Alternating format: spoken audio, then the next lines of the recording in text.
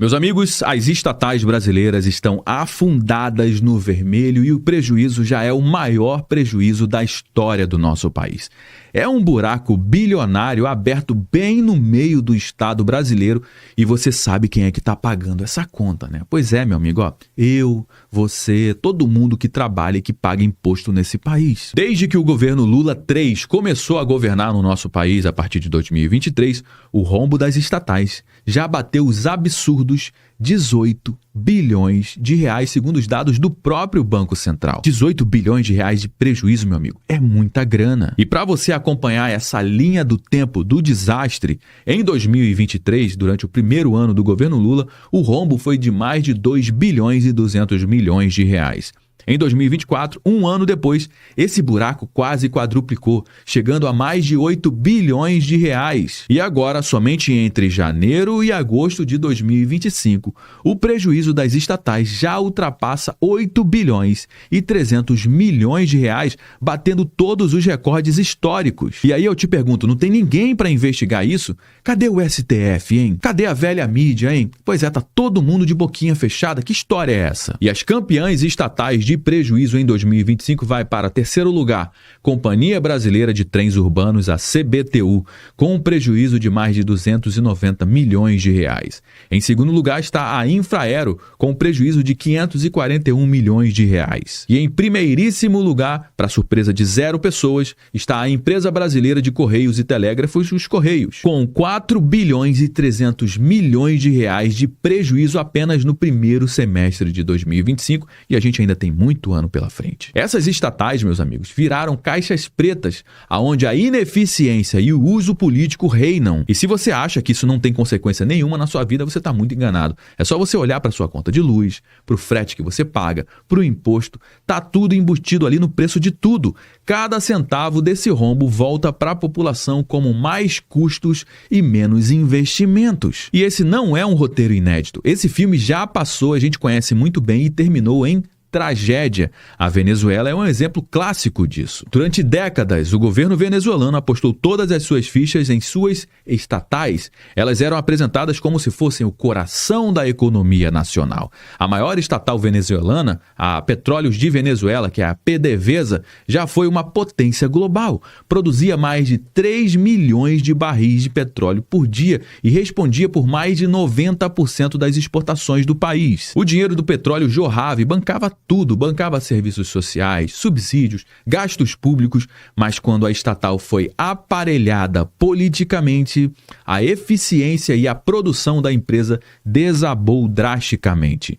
De 3 milhões de barris por dia que eles conseguiam produzir lá no início dos anos 2000, caiu para menos de 700 mil barris por dia a partir de 2020. Um tombo de mais de 75% na sua produção. A empresa se tornou um sinônimo de corrupção, de má gestão, de endividamento, acumulou uma dívida de mais de 34 bilhões de dólares e perdeu mais da metade da sua infraestrutura operacional. E a PDVSA, ela não foi a única. A estatal de energia venezuelana também, a Corpoelec, também foi estatizada, também foi centralizada e aparelhada. E o resultado foi apagão atrás de apagão. Investimentos foram drenados da companhia, a manutenção foi completamente abandonada e milhões de venezuelanos ficaram sem energia elétrica por semanas, num país que já teve uma das maiores reservas de petróleo do mundo e a capacidade energética da América Latina. Enquanto isso, o governo fingia que controlava tudo, que estava tudo bem, comprava a mídia para dizer que estava tudo certo, mas a economia real foi sendo sufocada por gastos estatais insustentáveis, por corrupção e endividamento crescente. E quando a bomba estourou, que ela sempre estoura, veio o que na Venezuela? A hiperinflação de mais de 1 milhão% somente no ano de 2018. Você tem noção dessa loucura, cara? 1 milhão% de aumento de preço? A Venezuela entrou num colapso total, no colapso de serviços básicos, com fuga em massa da população e destruição completa da capacidade produtiva do país. Ou seja, a Venezuela apostou tudo em estatais ineficientes, em estatais politizadas e acabou perdendo tudo também. Agora, olha só para o Brasil, cara. Os sinais são exatamente os mesmos. Estatais inchadas, estatais ineficientes, operando no vermelho, sustentadas por impostos cada vez mais altos e decisões políticas desastrosas. O governo brasileiro já fala em tomar empréstimos bilionários para tentar tapar o buraco dessas estatais, para tentar salvar essas estatais, como se fosse dinheiro mágico caindo do céu. Mas não é, porque é dinheiro que sai da economia real, é dinheiro que sai das costas de quem trabalha e de quem produz nesse país. O problema é que quando o Estado sangra demais, ele começa a sufocar também o setor produtivo, e aí vem o grande problema. Vem aumento de imposto, vem inflação escondida no preço das coisas, e no fim, quem quebra não é a estatal. Porque a PDVSA lá na Venezuela, por exemplo, continua de pé, continua empregando os amigos de Nicolás Maduro, enquanto os venezuelanos vivem na miséria. Hoje, aqui no nosso país, são 18 bilhões de reais de rombo nas estatais brasileiras. Amanhã, esse rombo pode ser muito maior. E o futuro de um país que insiste em manter estatais ineficientes é extremamente previsível. Não tem mistério nenhum. Ou corta o sangramento, ou o sangramento consome tudo. Foi assim que a Venezuela caiu, e é exatamente assim que o Brasil está caminhando a passos largos para o mesmíssimo caminho. Bom, meus amigos, as estatais brasileiras estão passando por um problema sério. Alguém esperava alguma coisa diferente do governo Lula? Pois é, porque sob o Lula, as estatais têm déficit recorde de 18 bilhões de reais. Não é pouca grana não, cara. 18 bilhões é muito dinheiro. Daqui a pouco eu vou te dizer o que dá para fazer com 18 bilhões de reais. O resultado é o maior déficit registrado para o período em toda a série histórica. E olha que a gente teve uma pandemia agora há pouco tempo, e os números de hoje são infinitamente piores do que o período que a gente teve durante uma pandemia. Isso é uma coisa absurda, inimaginável. As empresas estatais acumularam um déficit primário de 18,5 bilhões de reais desde o início do terceiro mandato do presidente Luiz Inácio Lula da Silva, do PT. E muita gente vai falar, olha só que fake news, o Brasil tá bombando, esse pessoal aí tá inventando matéria. Pois é, quem foi que trouxe essa informação foi o próprio Banco Central. Você tá entendendo, meu amigo? E esse é o maior déficit registrado para o período em toda a série histórica. O resultado negativo começou ainda em 2023, ou seja, as coisas estavam indo bem até 2023. A partir de 2023 aconteceu uma coisa, alguém tomou conta desse governo e as coisas começaram a desandar. Quando as estatais encerraram o ano com um déficit de 2,2 bilhões de reais em 2023. Em 2024, o valor quase quadruplicou, chegando a mais de 8 bilhões de reais. Já agora, em 2025, entre janeiro e agosto, o saldo negativo já soma 8 bilhões e 300 milhões de reais. E para os especialistas consultados pela CNN, o déficit vai permanecer por um tempo mais elevado. Por quê? Porque a gente tem um período eleitoral pela frente. Ninguém vai querer tomar medidas antipopulares, trocar alguém do cargo, mandar a gente embora, investir em eficiência nas estatais nesse momento? Claro que não, porque o jogo agora é voto. Se você não percebeu, a gente já está em uma corrida eleitoral não oficial. Então a tendência é que esse déficit continue aumentando até o final de 2026. Abre aspas para o especialista da CNN.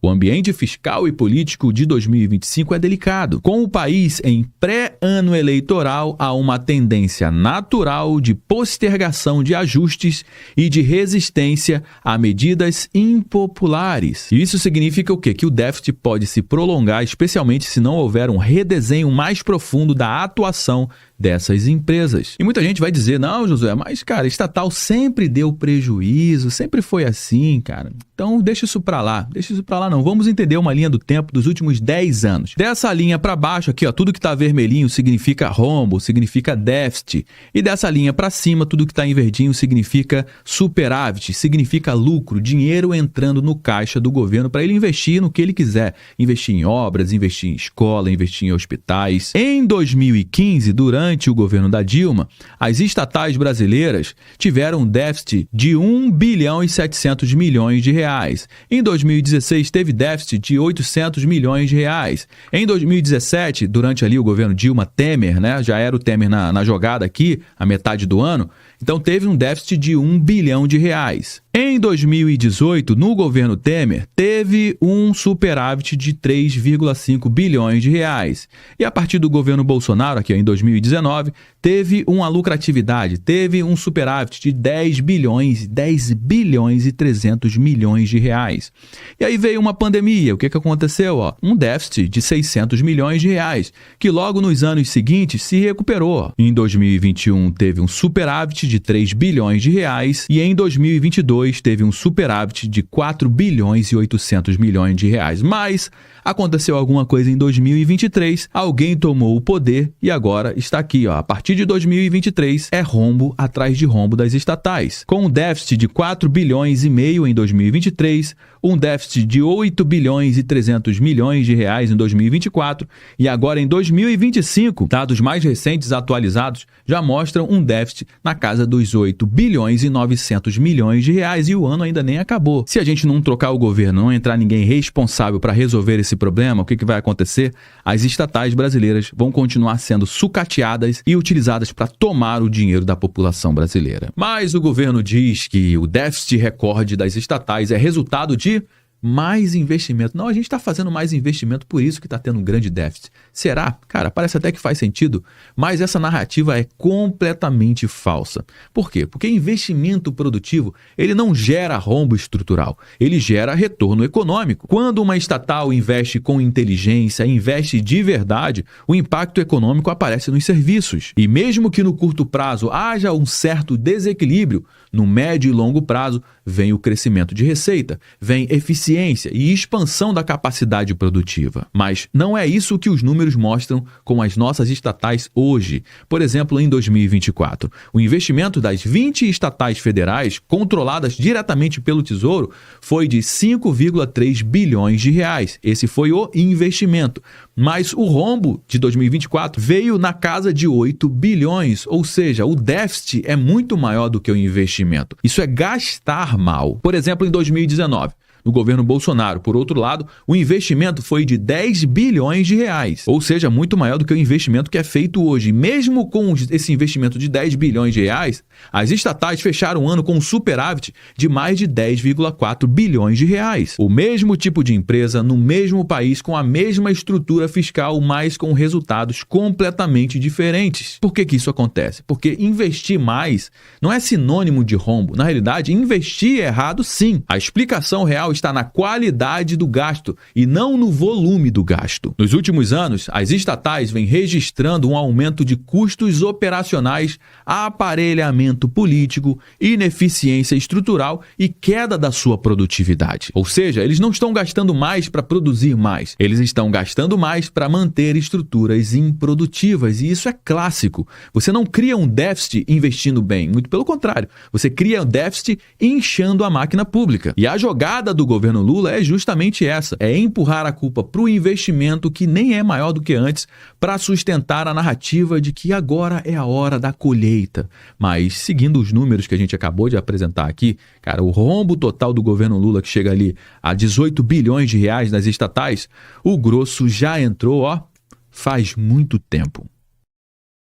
Mas parece que para o Congresso Nacional está tudo bem, para os políticos que estão lá em Brasília parece que está tudo bem, porque ninguém sequer levanta uma questão para tentar resolver esse problema, que é uma epidemia de ineficiência das estatais. Ninguém sequer quer abordar esse assunto, quer resolver esse problema. O que tem por trás disso, cara? Vamos lá, em meio a rombo, STF descarta recuperação judicial de estatais. O Supremo Tribunal Federal formou a maioria nesta sexta-feira, dia 17 de outubro de 2025, para decidir que a falência e a recuperação judicial não são aplicáveis às empresas estatais. Na realidade, o nome que eles dão para isso é insolvência, que no fim das contas significa a mesma coisa, significa falência, é a incapacidade da empresa se manter com as próprias pernas. E por que eles não aceitaram isso, hein? É bem interessante, por causa disso aqui, abre aspas para o que disse o Dino, Flávio Dino, ministro do STF, comunista colocado lá pelo Lula.